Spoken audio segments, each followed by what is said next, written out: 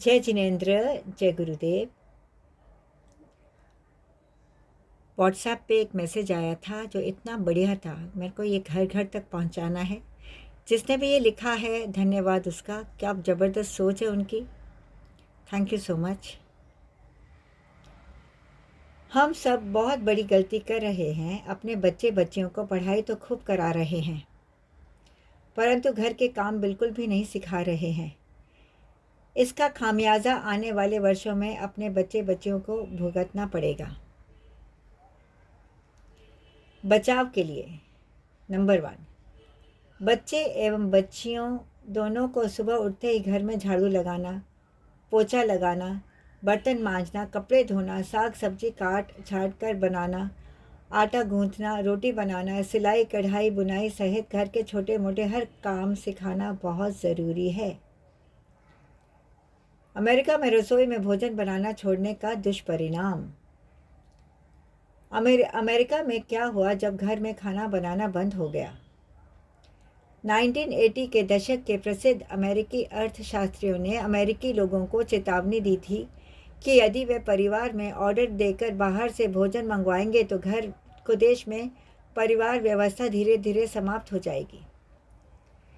साथ ही दूसरी चेतावनी दी थी कि यदि उन्होंने बच्चों का पालन पोषण घर के सदस्यों के स्थान पर बाहर से पालन पोषण की व्यवस्था पर ही केंद्रित किया तो यह भी बच्चों के मानसिक विकास व परिवार के लिए घातक होगा। लेकिन बहुत कम लोगों ने उनकी सलाह मानी। घर में खाना बनाना लगभग बंद हो गया है और बाहर से खाना मंगवाने की आदत, यह सब नॉर्मल है। ब्रैकेट्स में अमेरिकी परिवारों के लुप्त होने का कारण बनी है, जैसे कि विशेषज्ञों ने चेतावनी दी थी। घर में खाना बनाना मतलब परिवार के सदस्यों के साथ प्यार से जुड़ना। पाक कला मात्र अकेले खाना बनाना नहीं है, बल्कि केंद्र बिंदु है पारिवारिक संस्कृति का। घर में अगर कोई किचन नहीं है, बस एक बेडरूम है, तो यह घर नहीं, यह हॉस्टल है, या सीधे शब्दों में कहे तो एक धर्मशाला सराय है। अब उन अमेरिकी परिवारों के बारे में जानें जिन्होंने अपनी रसोई बंद कर दी और सोचा कि अकेले बेडरूम ही काफ़ी हैं। नंबर 1, 1971 में लगभग 72% अमेरिकी परिवारों में एक पति और पत्नी थे जो अपने बच्चों के साथ रह रहे थे। 2020 तक यह आंकड़ा 22% पर आ गया है। नंबर 2, पहले साथ रहने वाले परिवार अब नर्सिंग होम वृद्धाश्रम में रहने लगे हैं। नंबर 3, अमेरिका में 15% महिलाएं एकल महिला परिवार के रूप में रहती हैं। नंबर 4, 12% पुरुष भी एकल परिवार के रूप में रहते हैं। नंबर 5, अमेरिका में 19% घर या तो अकेले रहने वाले पिता या माता के स्वामित्व में हैं। नंबर 6, अमेरिका में आज पैदा होने वाले सभी बच्चों में से 38% अविवाहित महिलाओं से पैदा होते हैं। उनमें से आधी लड़कियां हैं जो बिना पारिवारिक संरक्षण के अबोध उम्र में ही शारीरिक शोषण का शिकार हो जाती हैं। नंबर 7, संयुक्त राज्य अमेरिका में लगभग 52% पहली शादियां तलाक में परिवर्तित होती हैं। नंबर 8, 67% दूसरी शादियां भी समस्याग्रस्त हैं।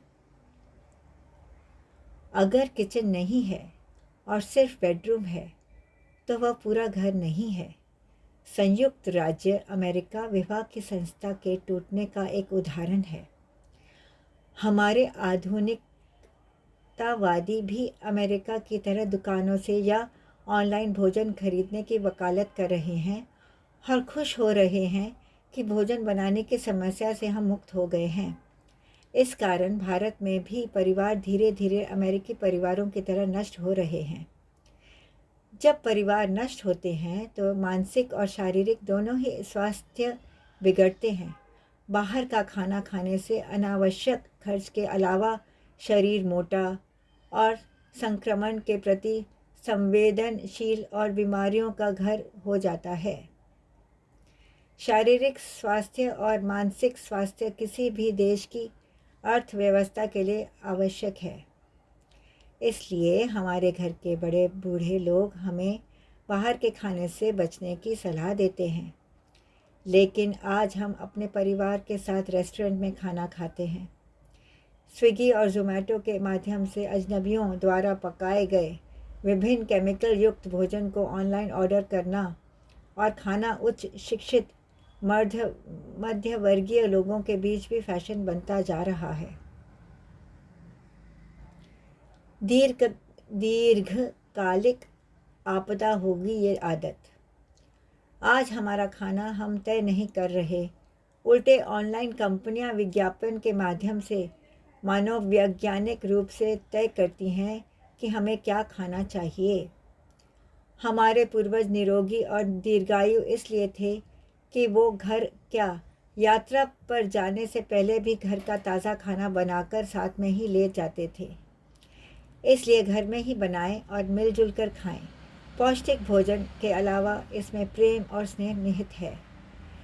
इस संदेश को कम से कम 5 ग्रुप में ज़रूर भेजें। कुछ लोग नहीं भेजेंगे, लेकिन मुझे यकीन है आप ज़रूर भेजेंगे। आप सभी सपरिवार खुश, स्वस्थ, समृद्ध रहो और सबसे बड़ी बात, अपनों के साथ रहो। धन्यवाद लिखने वाले का। मैंने तो रिकॉर्ड करके भी पोस्ट कर रही हूँ यूट्यूब पे। धन्यवाद आपका बहुत बहुत। जय जिनेंद्र, जय गुरुदेव, जय गुरुदेव।